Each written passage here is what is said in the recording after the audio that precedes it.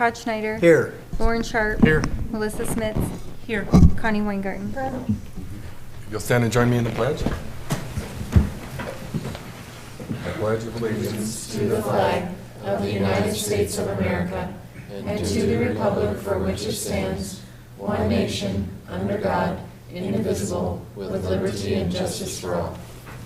Okay, before you, we have the previous minutes. What's the pleasure of the board? Move to approve. Second. We have a motion and a second. Any discussion? Okay, seeing none, roll call. Derek Gerken. Aye. Terry Lapp. Aye. Trish McLean. Aye. Todd Schneider. Aye. Lauren Sharp. Aye. Melissa Smith. Aye. Connie Weingarten. Aye. Okay, motion passes. Next is the approval of the agenda. I move we approve. I'll second. Okay, we have a motion and a second. Any discussion? Okay, roll call. Derek Gerken. Aye. Terry Lapp. Aye. Trish McLean. Aye. Todd Schneider. Aye. Lauren Sharp. Aye. Melissa Smith. Aye. Connie Weingarten. Aye. Motion passes. Next is our opportunity for the audience. Is there anybody that would like to publicly address the board this evening? Okay, moving on then. Our student representative, welcome back. Hi. Okay. It's been a while since I've been here, but I'll catch you up on some stuff. For sports, all of our winter sports have started. Wrestling had their first home meet last Wednesday, and they have another meet away this Thursday. The boys and girls basketball had a 3-day tournament last Thursday, Friday, and Saturday at Platte Valley.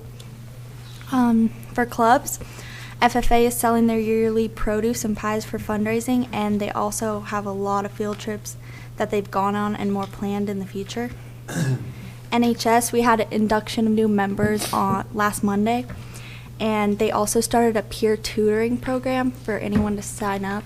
So if their CCR teachers kind of recommend for them to get some extra help, they can go during lunch and in the morning at the library.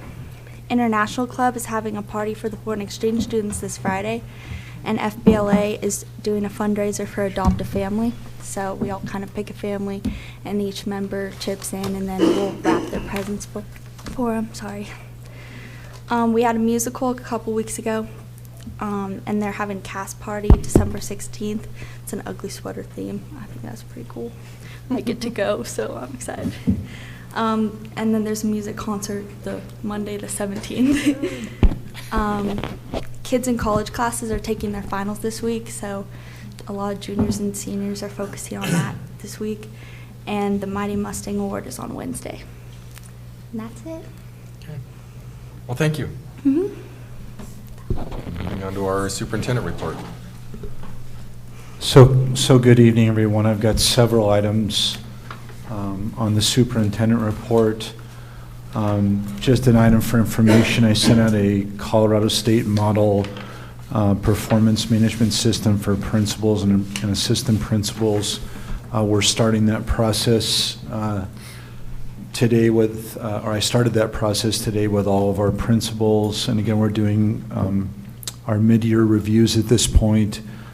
So again, I'm just confirming with affirming with the Board of Education that all of our administrators, including our district administrators, are being evaluated based on job descriptions and based on performance standards.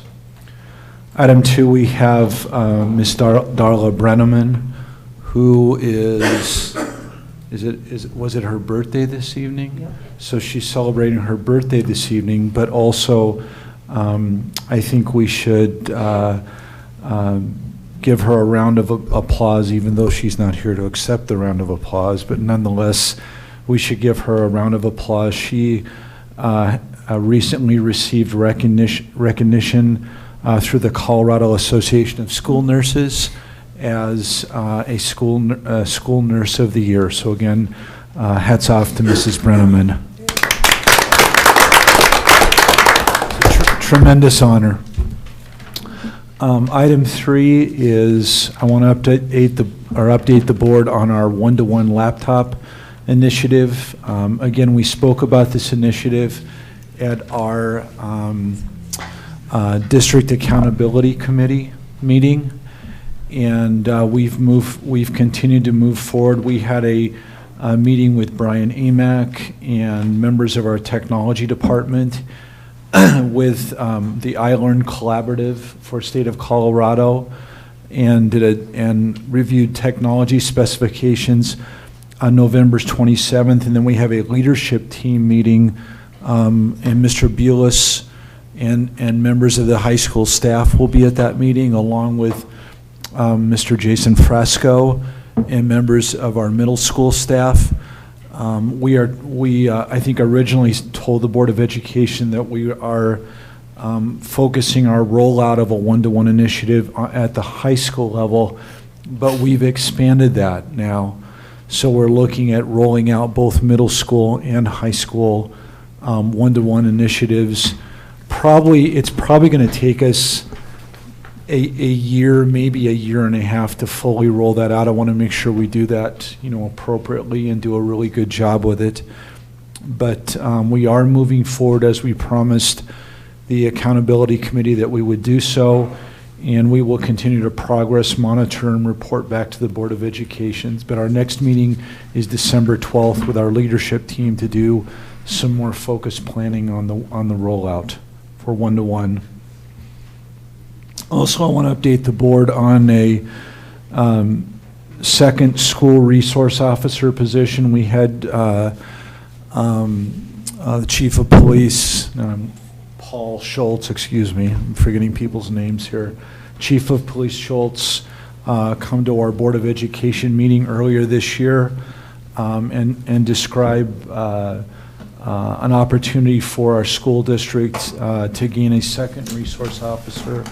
I know Mr. Sharp and I have spoken several times since then. I worked with Mr. Bulis and members of the high school administration team and Mr. Frasco and Mr. Malone about some expanded duties and some re-envisioning of the high school position, and they're starting to implement some of that re-envisioning work already.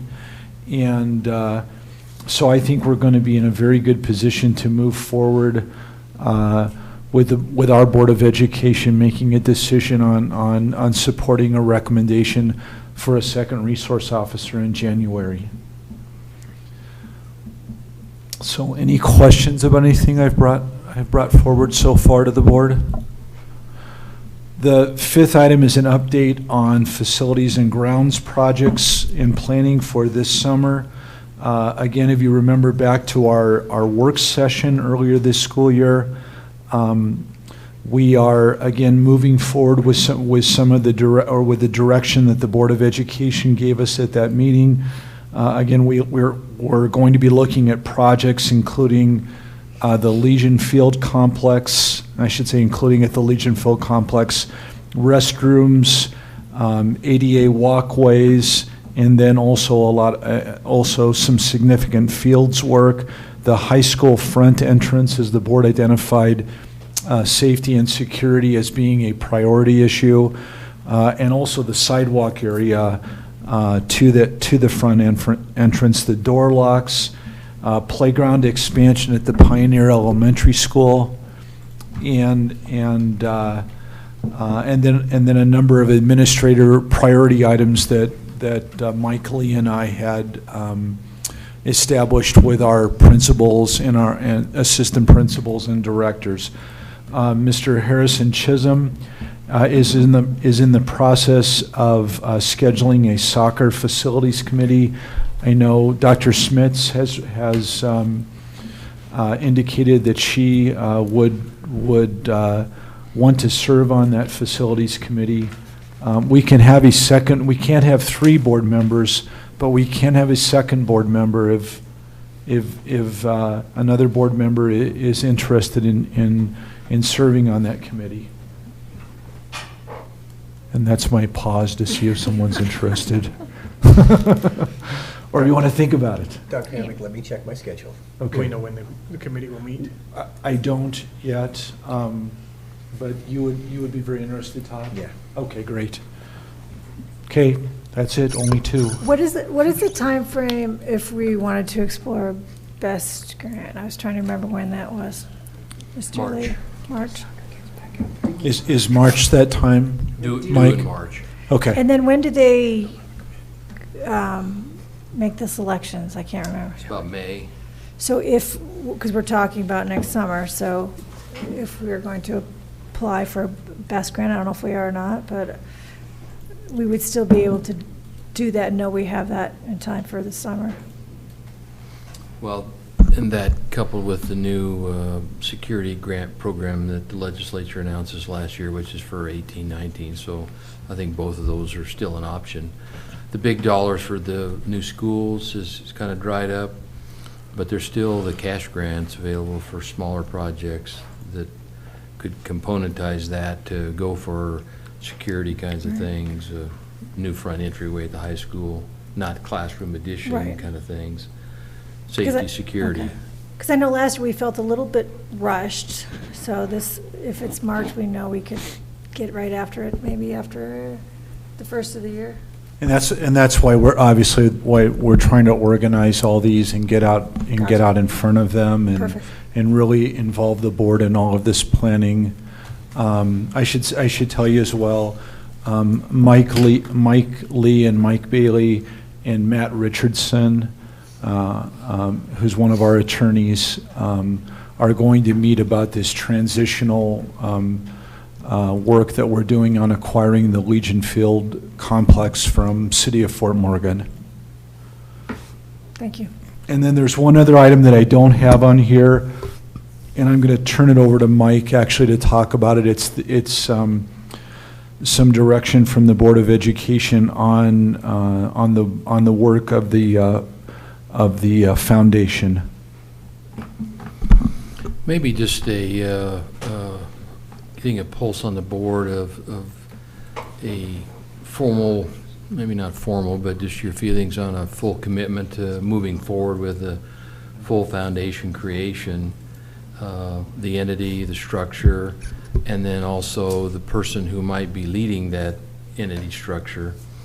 One of the components of the concept of foundation is to generate resources that generally become an endow, that those resources have an in perpetuity to them, and we retain corpus principal forever, and we generate earnings off of those items, and those interest earnings, revenue earnings are going for the specified purpose.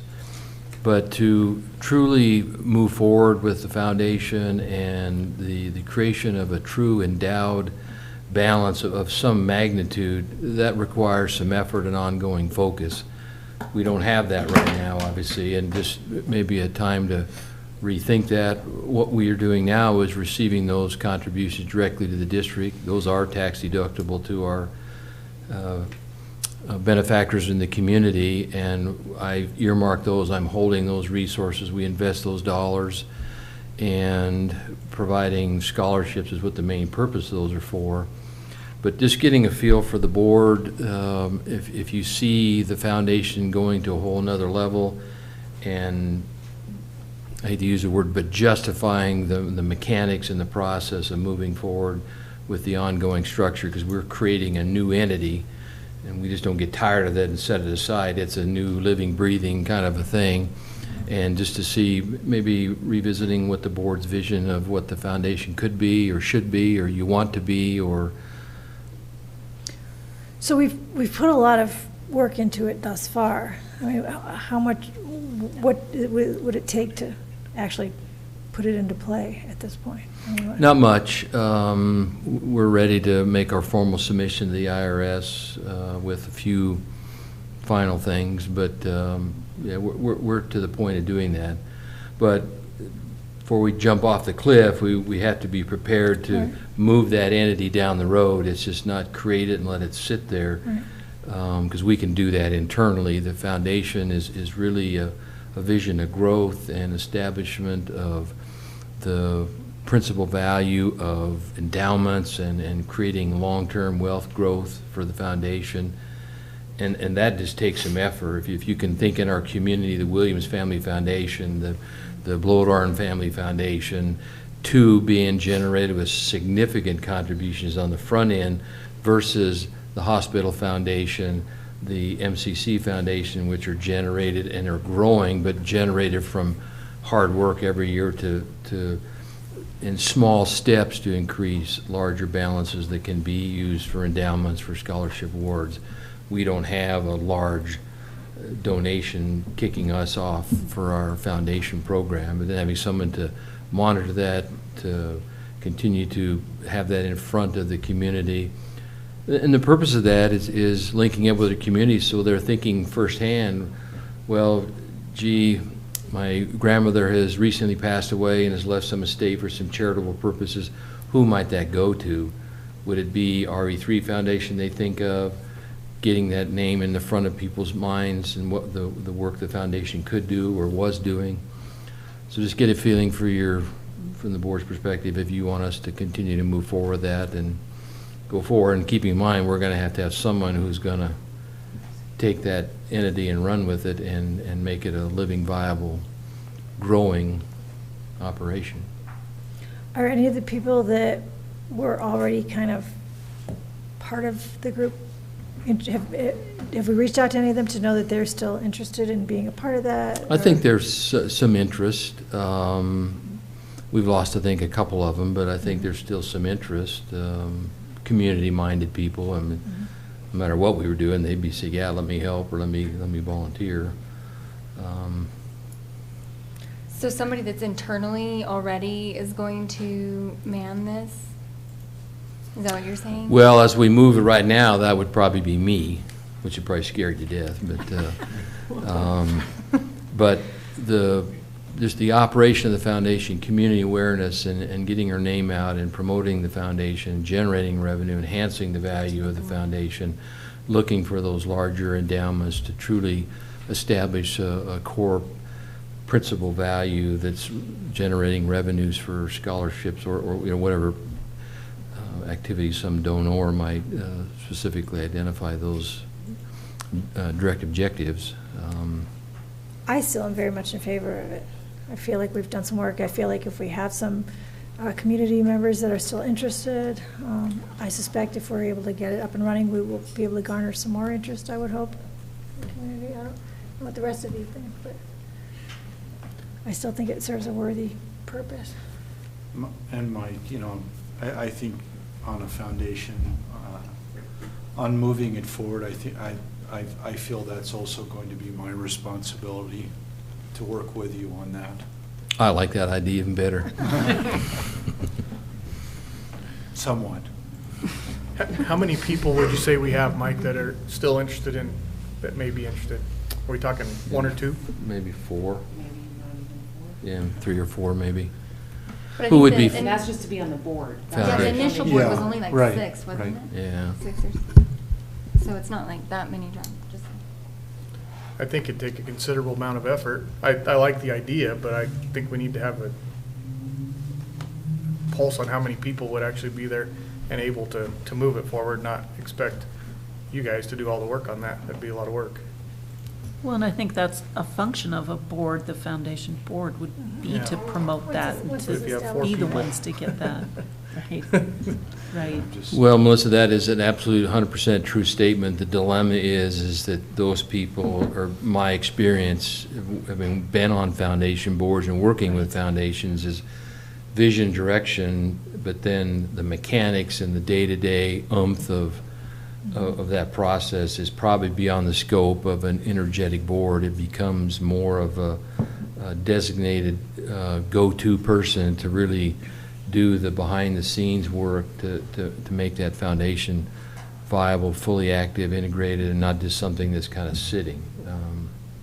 Nothing wrong with sitting, but the growth would be minimal if it's not actively and aggressively managed and pursued and promoted. And I like the idea of it, but I don't think I personally would have the energy to be the supportive structure underneath it.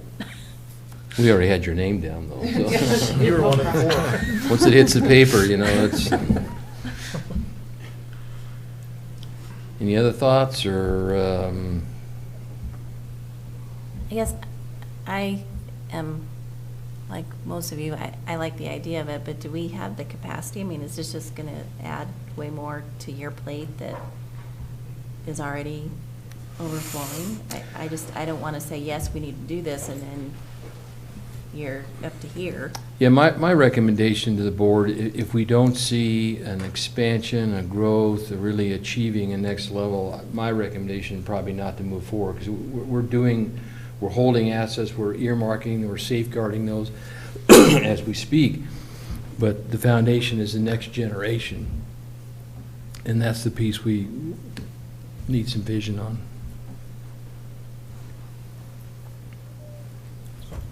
So the hope for this was to get enough to invest that you just are then spending only the earnings.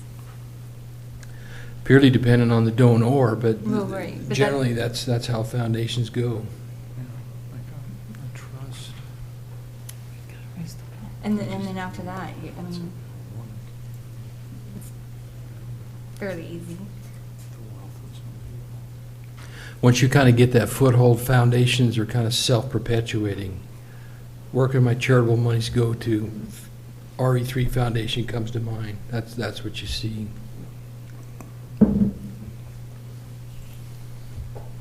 Think about it, let us know for sure, or Yeah, I guess I would feel more comfortable if we knew, if we had a pretty good idea of what time commitment it is for you guys, and also how many people we have. If we have 4 people that could be committed to helping, or 4 people that could be on a board.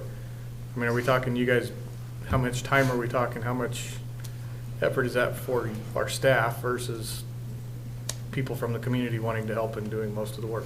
well, if you think about some of the activities that the Community Hospital Foundation does, the MCC Foundation does, those are not 5-minute projects. Right.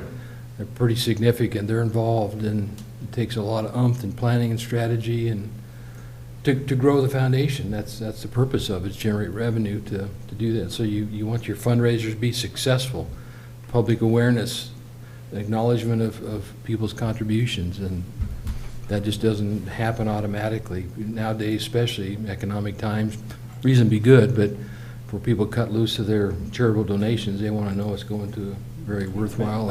I think too, we've got to think real comprehensively about the message that we're sending out to people in terms of why they should give or why they should make charitable contributions, beyond the dollars that the district is getting through, through taxes. Why should someone, or through state of Colorado, what's compelling to for someone to make a charitable gift to the district? And I think we'd really have to think about messaging in a pretty clear manner. The other component of foundation life is that as you start to enhance your endowed balance of funds from our community donors, is that's going to require a little more aggressive money management process. You're managing that portfolio to maximize security and earnings, somewhat similar to our objectives at RE3, but we're constrained because of legislative limitations. You don't have those limitations in foundations. You're moving into the equity markets and bond markets and forward contracts, and a money manager who's going to really generate a rate of return to add the earnings on top of the donations to really make your annual revenue generation to be a significant item, because that's what funds your ongoing contributions, and the donors expect that. So now you're talking about hiring a money manager to manage those. You look at our other foundations, that's pretty much what they have. They've got someone who's looking over those, investing those funds. Someone has to oversee them. We want oversight of that. That would kind of become a board member's duty.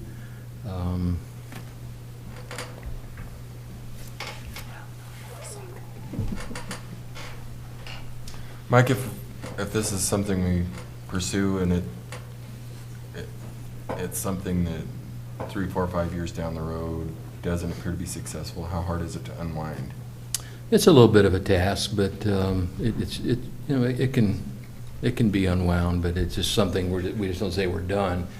because we've created an entity, and it's a living, breathing entity, and you just have to unwind that process and wind down your funds and find a home for those in a pathway that meets IRS requirements and charitable donors requirements and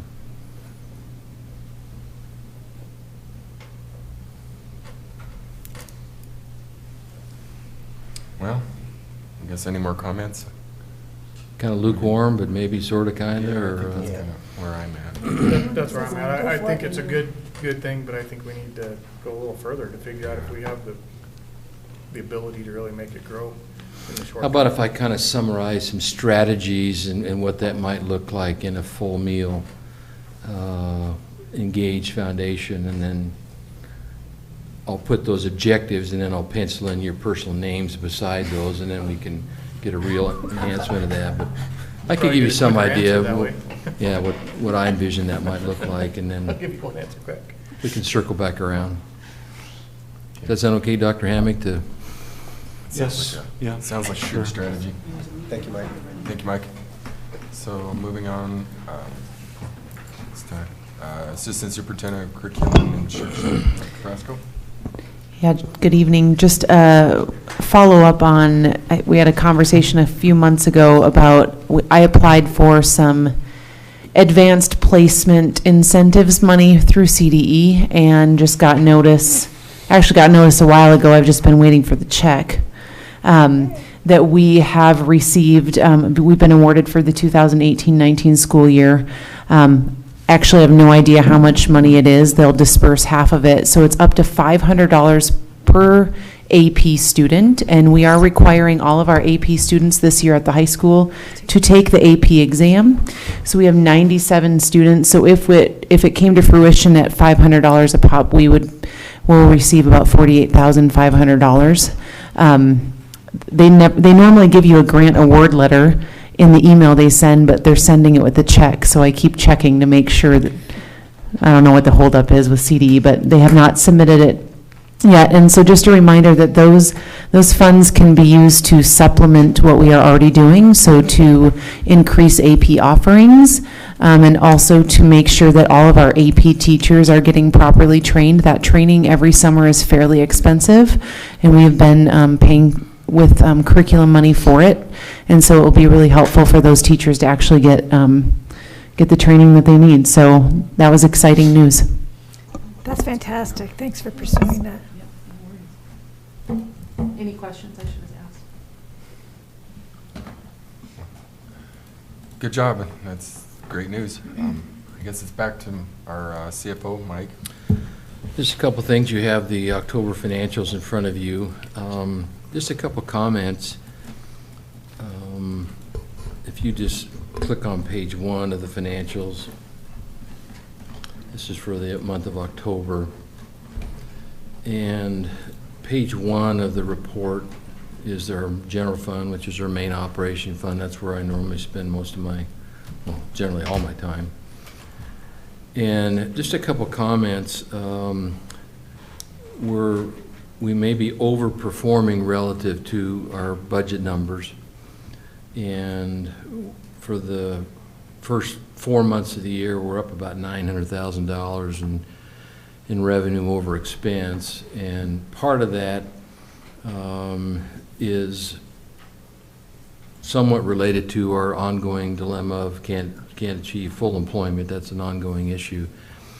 I know Mr. Boyer is working on finalizing our full employment projection salaries for the balance of 18-19, so I think about got that put together. So that'll give me a refresh look at salary projections for 18-19 with all by individual, as opposed to my calculations last June, looking at more of just calculation percentage increase. This will be by person. So that'll give us an update. Because you can see we're at 33% for the 4 months, and our salaries are about 30.15. So this is a little higher spread than what we've seen. So when we do our revised budget in January, this will be interesting to see what our final full employment by body or by actual position within the district, what that looks like. So that'll be good test. Good news is we're performing, costs are well under control, revenue is strong, and it sounds like a bad thing, but it's a good thing. But close to budget is our objective, and we're exceeding that right now. So this will be a good time to kind of true that up and see where things are. The other thing, if you would spin over to page 7, takes it kind of a minute to refresh there. I knew this was all right on the tip of your tongues to ask a question, so I thought I would head that off and address it for you right away. So if you'll notice, this is the lunch fund, page 7. If you look in the second column from the left, this is the financials through October. And what you're seeing there is federal revenue we are way short of federal revenue. We had over $200,000 in our lunch fund revenue in October a year ago, 17. And there's no anomalies here other than just can't get CD to pay their bills. We've submitted our request for reimbursements like we do every single month. We got checks in the 1st of November for August, and we got September, came in the mid-November, and then Carol had submitted the October request, latter part of November. So we just have a timing of those. We got like 3 months of reimbursements coming in and through November. So when we revisit this again next month, you're going to see it tick back up in revenue. So, but it looks like, geez Louise, we lost $335,000 for the first 4 months. That's not a good sign, but that isn't really the case. Once again, our revenue is not magically cyclical every month, and this is an example of we're just waiting on CD reimbursement. So you'll see that turnaround as we go. Don't we tend to run the opposite towards the end of the year? Don't we have excess revenues in that fund? Yeah, and if you can see, well, and this thing, part of this is we're projecting a budget deficit of $100,000, but that's because we have to. Our lunch fund is a revenue generator, and we've got to continue to be spending those federal food service dollars, expanding meal programs, more customized meal programs, updating equipment, expanding the opportunity. I mean, we're doing everything to just enhance our program because it is a moneymaker, which is really exception to the rule of most lunch funds. A lot of districts are feeding. Oh, interesting. Lunch funds are being fed by the general fund because they can't be in the black. So we're kind of the exception to the rule. So we're continually trying to spend that down.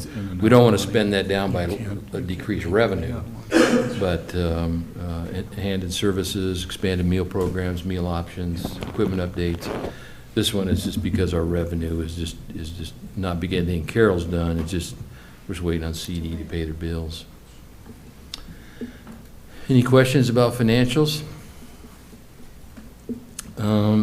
Just a couple other things I wanted to share with the board.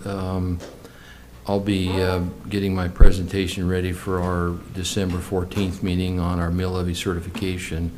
I just got the final assessed valuations.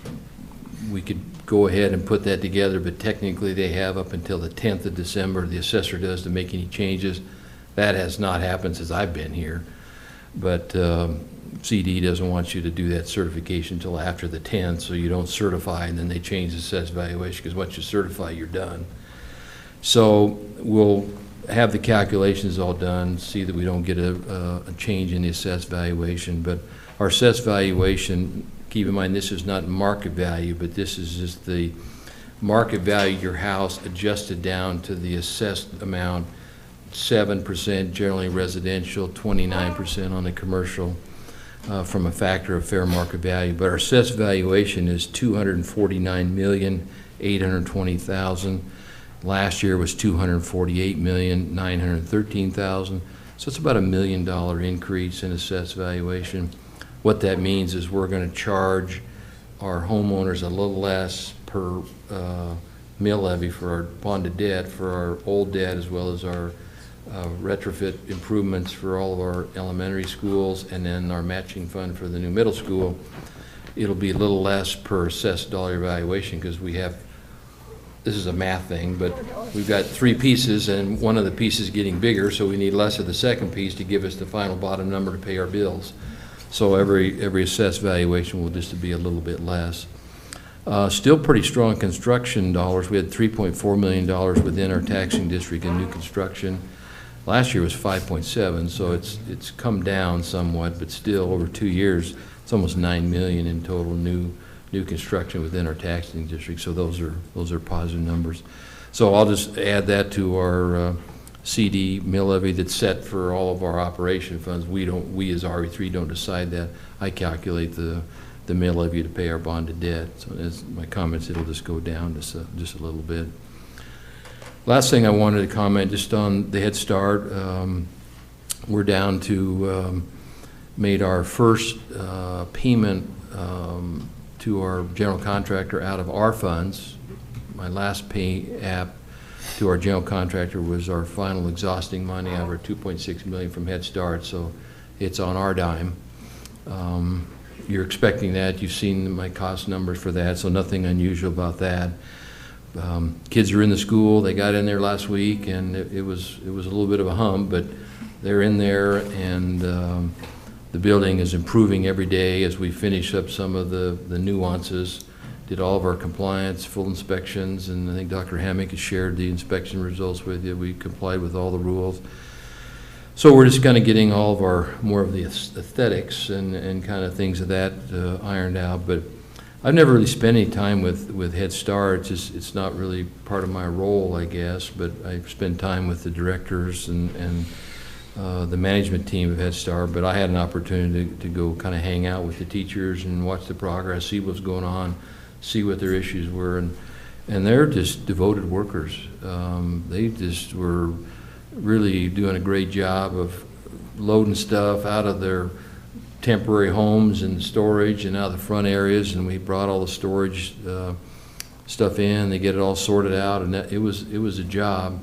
And they had the boiler fired up, getting going, so it was about 92 in some of the rooms, and they're in there slogging it out, setting up their classrooms, and but they just performed it. I thought was just an amazing process of putting that school together in such short term.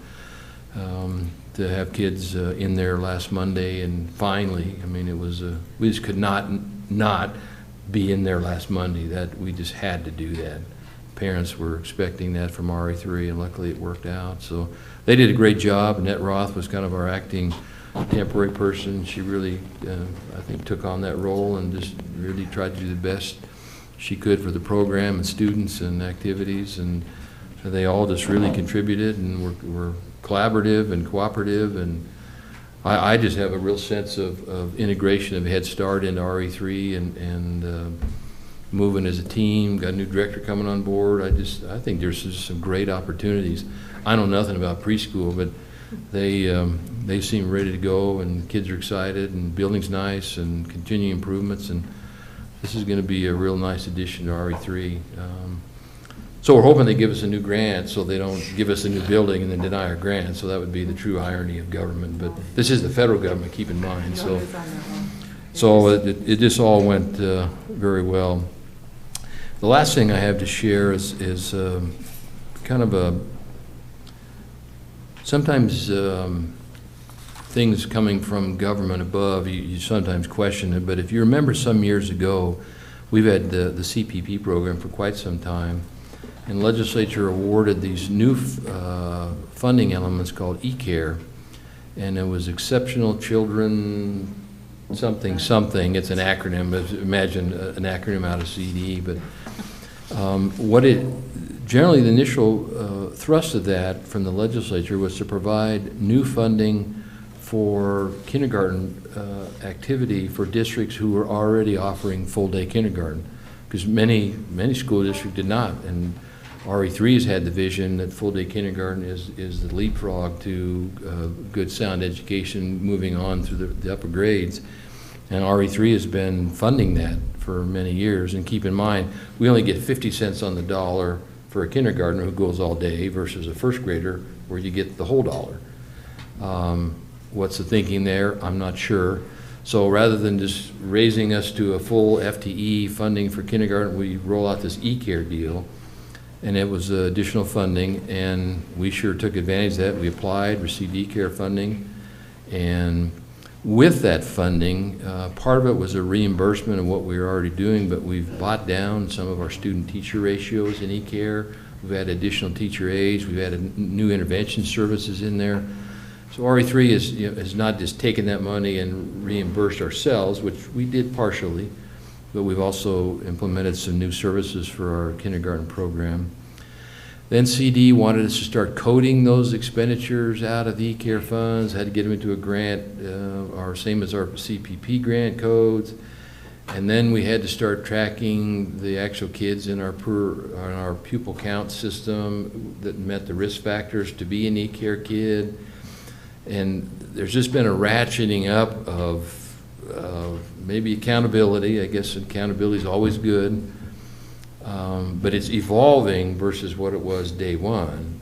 And the new 18-19 program is even more enhanced, and there was some language in there in that required report that we have to send in coming into this month about, they were using the word, you cannot supplant. Well, that really unfortunate part about the person who was seeing that, which is the principal of Sherman, who has some kind of inside knowledge with the CFO of the school district. And so we hear that we have discussion about supplant, and the whole purpose of that originally was to reimburse districts who were already full-day kindergarten compared to districts who were only half-day kindergarten, and this new revenue stream. It absolutely is a supplant. It was to help us recover our cost injection to get a full-day kindergarten program in place and working. So that definitely caused me some concern, because that's a revenue stream that I budget into our overall general fund plan of program work for our revenue stream. And if now that can't be supplant, that has to be new, meaning you can't reimburse yourself for that. You have to incur new expenditures. That changes the whole dynamics of our budget process, and that's a multi-$100,000 transaction. So that definitely got me some concern. So this last week, Mrs. Lee, the principal of Sherman, came over, and we had a phone conversation with the director of the e-care program. And prior to that, I'd visited with the finance guy at CD, and said, what's this with the supplant comment? And he was not aware of that.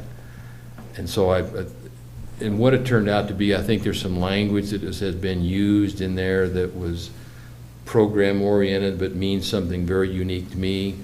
And so they're going to be revisiting that. So I think we're going to be okay, but I just wanted you to be aware of that, because there has been a ticking up of oversight, and okay, now we're giving you, now we want some more. I realize from CD that's an odd concept, but that was a political statement.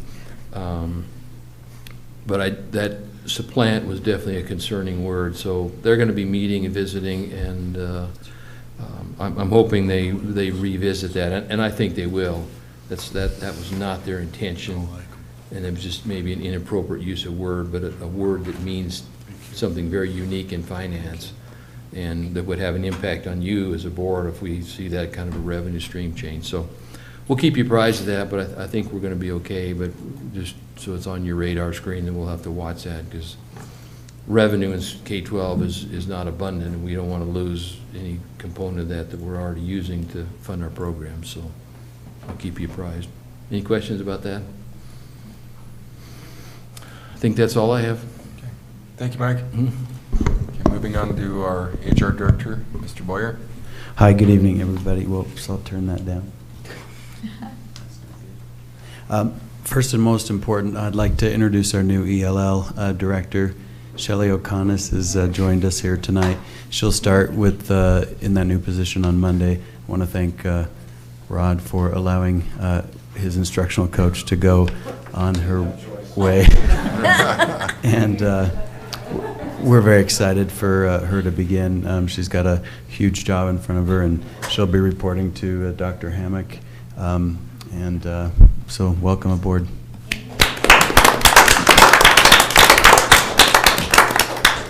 And she won't appear on your personal action report because she's already employed, so just wanted you to know that that happened.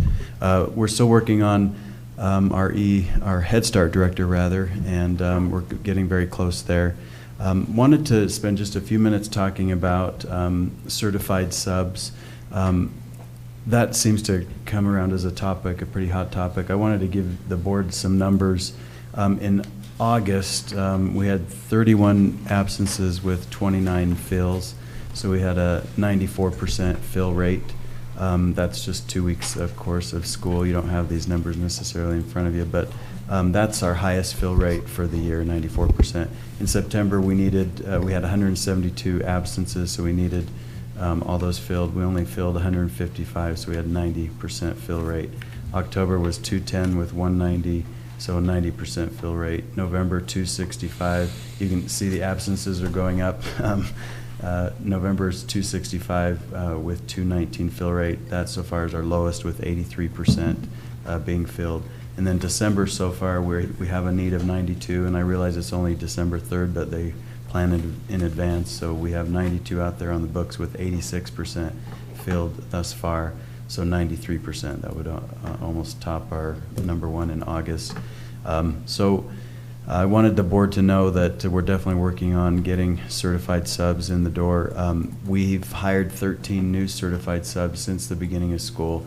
We have a total number of certified subs at 48, keeping in mind that not all of those subs are in all the buildings. So some of them just want elementary, some prefer high school only and or middle school, etc.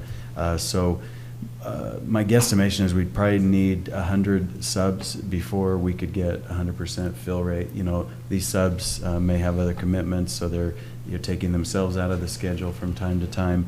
When that happens and there isn't a sub available, I assume an administrator is going into some of the classrooms to fill in. Maybe it's a TA. Maybe they combine classes, so it definitely is good, and of course it goes without saying that we get those to 100%. So our ideas going forward is we'll have a sub appreciation night coming up here to just thank our subs so that they know how much they're valued. And then we will be holding a sub job fair wherein we'll invite folks to come in. We'll explain how they become subs, why they'd want to become a sub, and hopefully get some more interest. So wanted you to know that 8 of our subs are actually shared with other school districts. The district up the road that shall not be named, starts with a B, shares 7 of our subs, and then we have Kingsburg Weld, I think it's 3EJ, has one of those subs that we share with. But so that's our plan for subs. Any questions on subs? All right.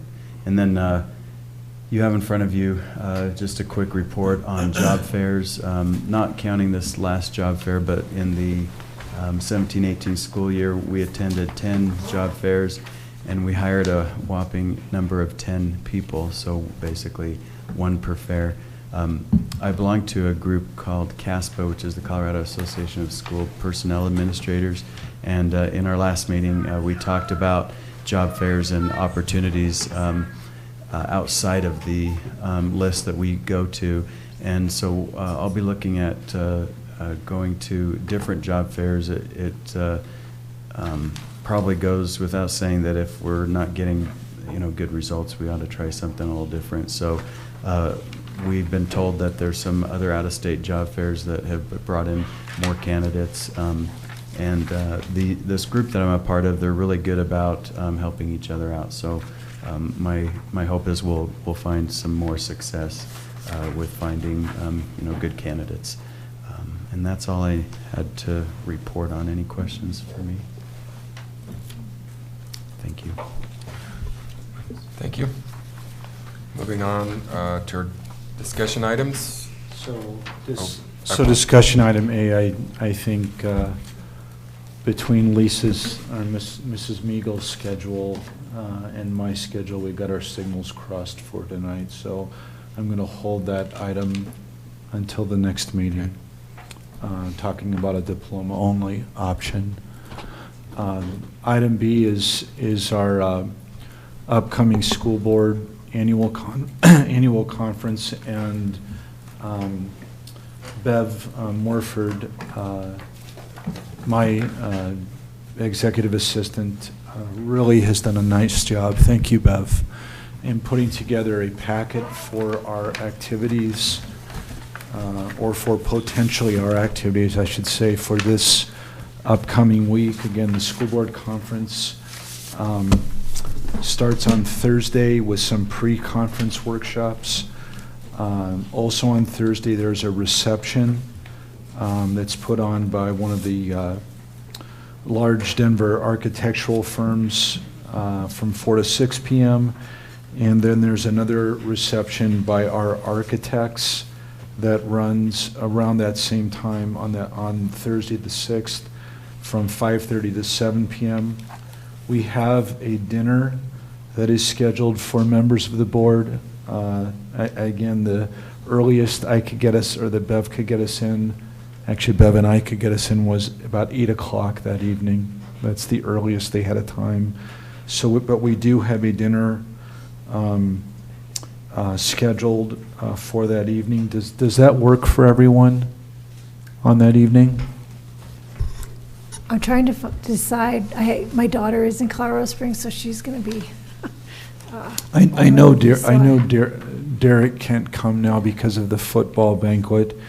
If we can't make that, I've got reservations for 10 people that evening. Okay. I know my wife and I are going to be there, but so I'm just going to assume we're going to have a dinner that I'll evening, touch base unless you before then. tell me you don't want to do that. Okay, thank you. But I hope you do. I told Derek if he doesn't show up, I'll just order kind of what his amount would be as well. I thought that was fair. I'm not sure what time I'll make it up because I have to work that day, so I'm not sure what time I'll be there, but dinner is late enough. Is that? That should be fine. That will give you nightmares eating at 8 o'clock at night. But that's kind of what school board conferences are for. And then the next day again, I should say the next day is Friday when the formal conference starts. So in your packet, obviously you have directions. I'm sure we can all find our way up there to the school board conference. But the next day, I should just go through this packet. You have directions. You should all have your individual reservations for the hotel. And then you actually have a convention schedule. Please be reminded on Friday, Dr. Fresco and I are going to be doing a presentation on a lot of the instructional leadership work and professional development and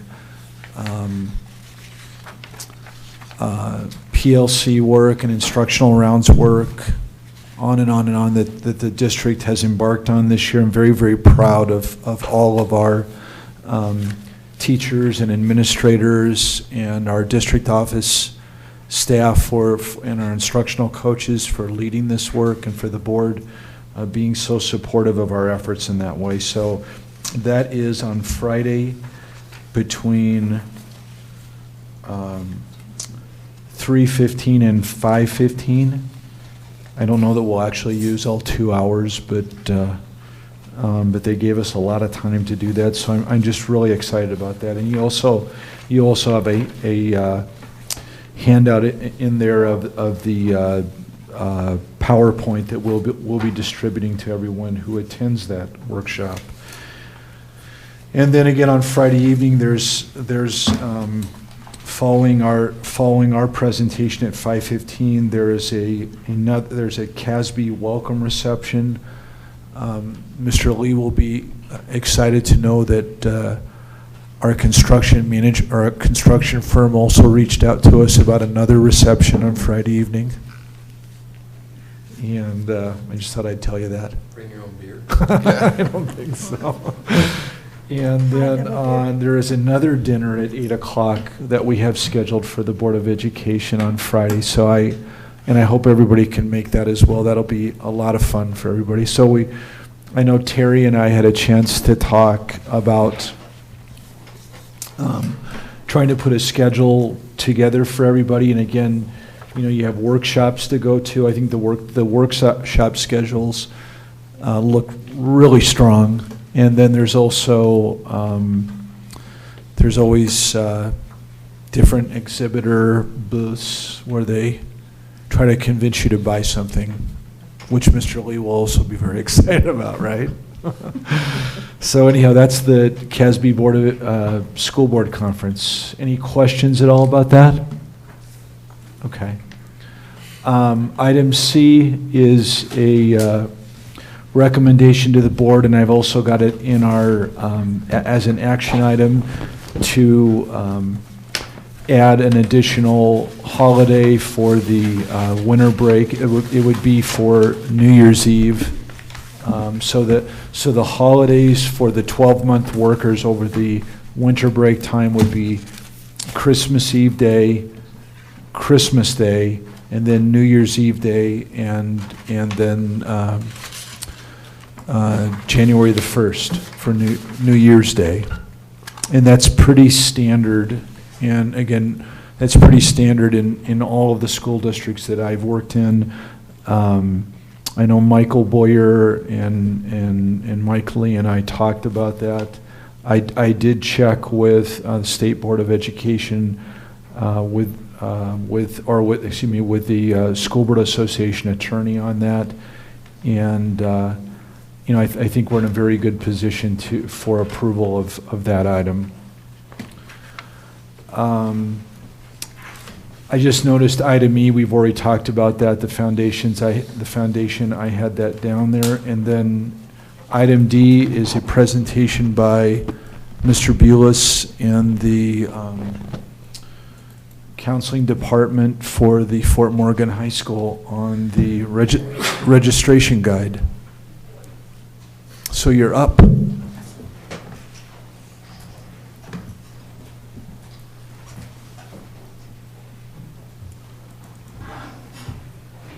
Good evening.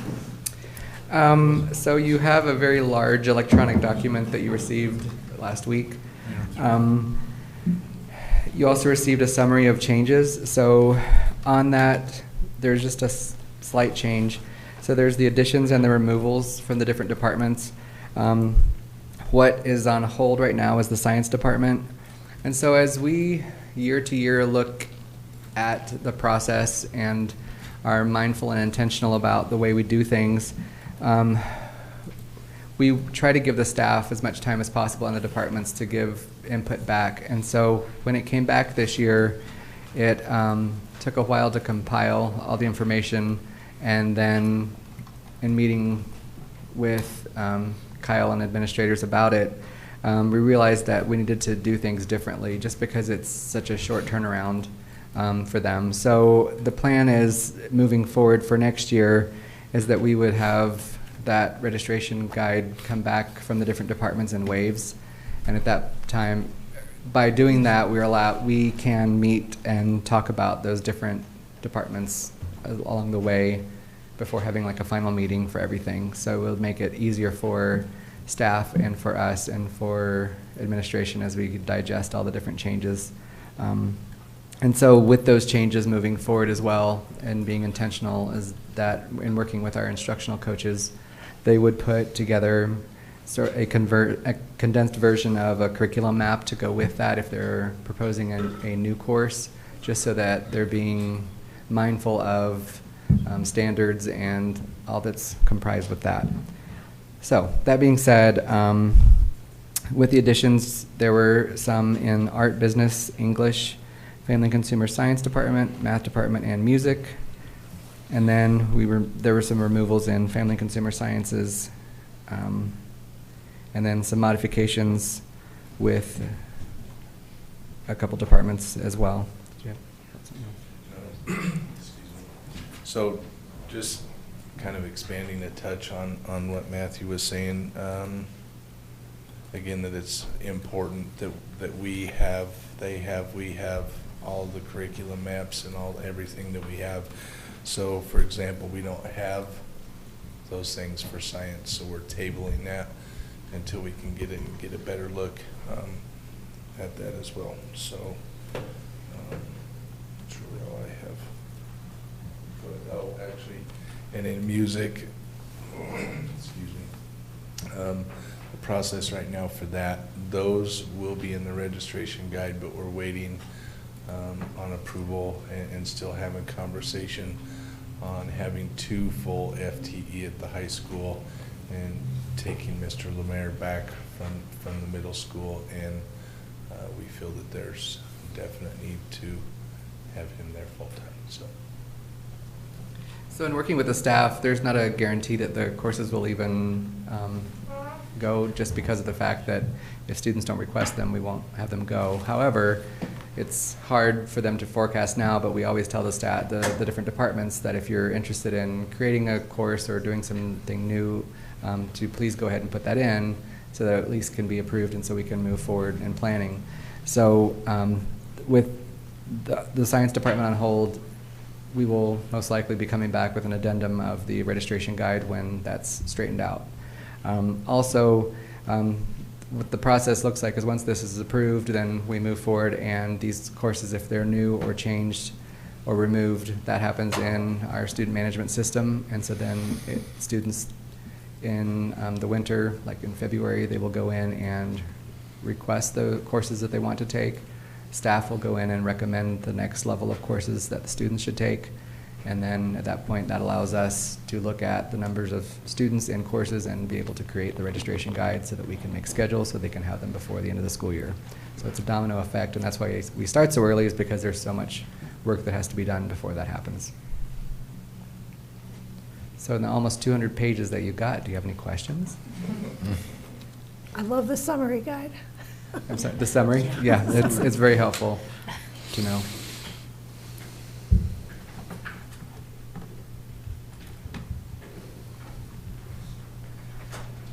Okay, no questions? Well, we thank you for your hard work. Thank you. Moving on to the consent agenda, we have our personnel action report, our list of checks, and that is our consent agenda. I move to accept the consent agenda. I'll second. Okay, we have a motion and a second to approve the consent agenda. Is there any discussion? Roll call. Derek Gerken, Aye. Terry Lapp, aye. Trish McLean, Aye. Todd Schneider, Aye. Lauren Sharp, Aye. Melissa Smits, Aye. Connie Weingarten. Aye. Okay, motion passes. Moving on to action items. Action item A, consideration to approve Head Start notice of federal interest. Move to approve. Second. Have a motion and a second, and is there any discussion? Okay, roll call. Derek Gerken, Aye. Terry Lapp, aye. Trish McLean, Aye. Todd Schneider, Aye. Lauren Sharp, Aye. Melissa Smits, Aye. Connie Weingarten. Aye. Motion passes. Moving on to action item B, consideration to approve addition of holiday to the winter break of 2018. I move we approve. I second. We have a motion and a second. Is there any discussion? Okay, roll call. Derek Gerken, Aye. Terry Lapp, aye. Trish McLean, Aye. Todd Schneider, Aye. Lauren Sharp, Aye. Melissa Smits, Aye. Connie Weingarten. Aye. Okay, motion passes. Moving on to action item C, consideration to approve acceptance of funding for Morgan County School District RA3 Literacy Project. I don't see, Should there be an attachment in there? I was gonna say, I don't see anything No. attached. There's not an attachment. Okay. There's no attachment. Mr. Rod, any comments on this? Just simply, if you recall, when Pioneer was granted or given some donation funding to give all of our students a book a month for the remainder of the year. Since this time, we've actually implemented this, and we've given it a good month run, and it's worked. We're actually in the process of implementing for the months of November and December, so our kids should be receiving within a week to 2 weeks, hopefully, 2 additional books. So it's been working very well. Cost effectiveness has been very, very good. Each book if you include shipping, handling, and all of those items, is about $1.08 per book. So with the success that we've had, the donor has requested to advance this program district-wide. And for the elementary levels, for Baker, Columbine, Green Acres, and Sherman, the same type of setup program, should the schools want such a program, which I would presume that we would, for a child to receive a book for each month moving forward. So that would be for January all the way till May, to the end of the school year. There's not an exact number here, but I would imagine that a cost interval would run between $7,800 to $9,000. The donor has expressed some interest in also just giving some donation funds to the libraries at the middle school and also both high schools in our district as well. So with that, I bring it to the board's approval. Has the donor asked to not be named? Anonymous. The donor Because I sat still with the wishes to donor remain at breakfast the anonymous. other day, I So think. that was actually texted to me this evening. Okay.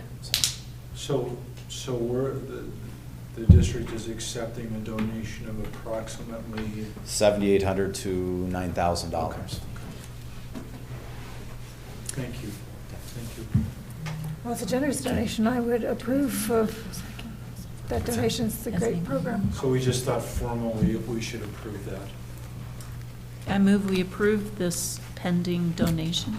Second. Okay, we have a motion and a second. Is there any discussion? Would you tell the donor thank you? Yes. Absolutely. Very gracious. Very gracious. Any more discussion? Roll call. Derek Gerken. Aye. Terry Lapp. Aye. Trish McLean. Aye. Todd Schneider. Aye. Lauren Sharp. Aye. Melissa Smits. Aye. Connie Weingarten. Aye. Okay, motion passes. Next on the agenda is the advanced planning. We have our annual conference, December 6th through the 9th, at the Broadmoor Hotel, which we already have our agenda for. So we have a special meeting Friday, December 14th, our next regular at 7 a.m., and our next regular meeting is January 7th at 7 p.m. Our work session meeting on January 14th at 5:30 p.m. And I'm sure at some point we're going to have a holiday meal for Christmas. Has Carol talked about Do we know what that date is? Yeah, a little more notice would be helpful this time. I was about 2 hours away last time I got I the can notice. tell you, I think what it is, if I can look at the lunch menus. I can- Okay. And we could probably do the same. We could probably guess from the lunch menu too. I hadn't thought of that, so. Hold on, I'll grab it.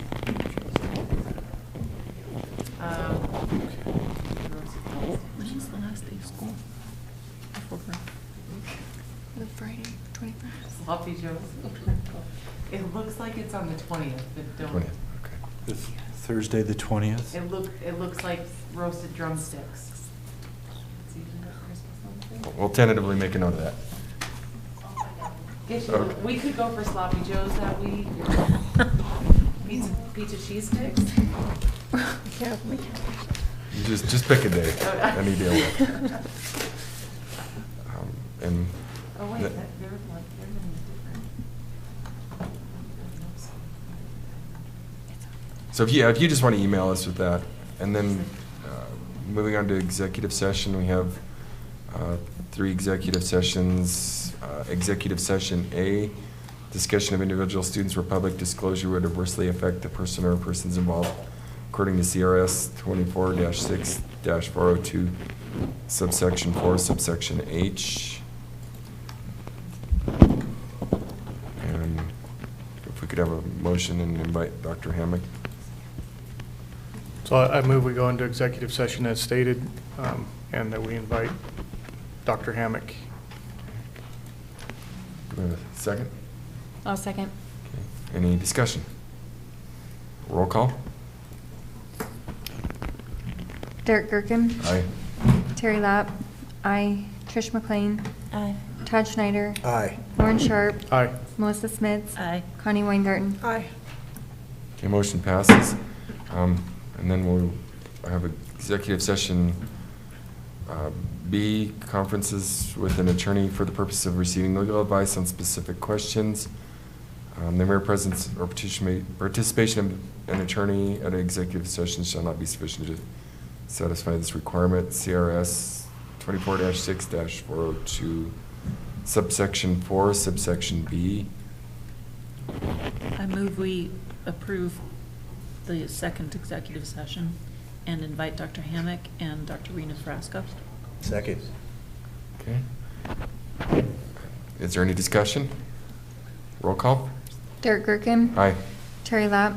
Aye. Trish McLean. Aye. Todd Schneider. Aye. Lauren Sharp. Aye. Melissa Smits. Aye. Connie Weingarten. Aye. Motion passes. And then that brings us to our last item on the agenda, executive session C, personnel matters, except if an employee who is the subject of an executive session requests an open meeting. If the personnel matter involves more than one employee, all the employees must request an open meeting. Discussion of personnel policies that do not require discussion matters specific to particular employees are not considered personnel matters according to CRS 24-6-402. A lot there. I move we do that for the third executive session and invite Dr. Hammack. Okay, we have a motion Second. and a second. Any discussion? Okay, roll call. Derek Gerken. Aye. Terry Lapp. Aye. Trish McLean. Aye. Todd Schneider. Aye. Lauren Sharp. Aye. Melissa Smits. Aye. Connie Weingarten. Aye. Motion passes. The regular meeting's adjourned, and we will adjourn in executive session.